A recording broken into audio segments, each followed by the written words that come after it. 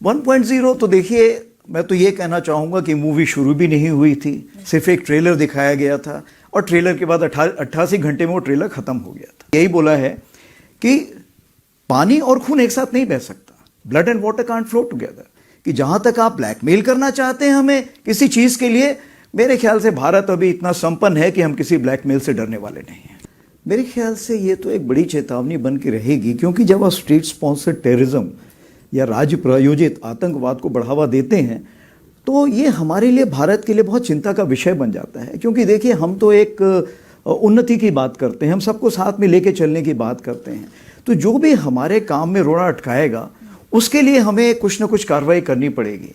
अब जहाँ तक न्यू नॉर्मल का सवाल है, आप देखिए, हमने तो यही बोला है कि पानी और खून एक साथ नहीं बह सकता, blood and water can't flow together, talks and terror can't be together. यानी बातचीत, संवाद और आतंकवाद एक साथ नहीं चल सकता है। तो हम तो सिर्फ यही बोल रहे हैं कि आप शांति की प्रक्रिया अपनाइए, हम भी उसका साथ देंगे। जब तक ये नहीं होगा तब जो आतंकवादी हैं या उनके आका हैं वो हमारे लिए समान मान है।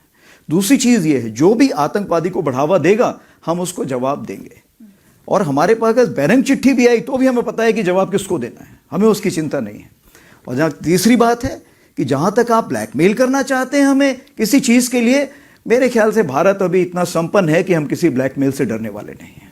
तो आपका असेसमेंट क्या है, इसके जो रिजल्ट्स रहे उसका आकलन क्या है? और सिंदूर 1.0 अगर मैं कहूँ 1.0 तो देखिए, मैं तो ये कहना चाहूँगा कि मूवी शुरू भी नहीं हुई थी, सिर्फ एक ट्रेलर दिखाया गया था और ट्रेलर के बाद 88 घंटे में वो ट्रेलर ख़त्म हो गया था। तो आगे आने वाले हालात कैसे होंगे ये, इसके बारे में हम पूरी तैयारी करके बैठे हुए हैं, और अगर कोई ऐसा हमें मौका देता है पाकिस्तान तो हम उसको भरपूर एक शिक्षा प्रदान करना चाहेंगे उसको कि कैसे एक जिम्मेवार नेशन को अपने पड़ोसियों से बिहेव करना चाहिए। तो अगर हम एक ऑनगोइंग ऑपरेशन की बात करते हैं तो इंडियन आर्मी उन चैलेंजेस के लिए हमेशा तैयार है। देखिए, जब कोई भी ऑपरेशन होता है उससे कुछ ना कुछ हम शिक्षा ग्रहण कर सकते हैं। तो इस ऑपरेशन में भी हमने कुछ शिक्षा ग्रहण की। जैसे सबसे पहले तो हमने ये लेसन प्राप्त किया कि इसमें सबसे पहले चीज़ ये है कि जो डिसीजन मेकिंग है या जो आपने निर्णय लेना है उसके लिए समय बहुत कम है, और निर्णय आपको हर लेवल पे लेना पड़ेगा। क्या आप यहाँ पे निर्णय लें और फिर नीचे पास करें? नहीं हो सकता।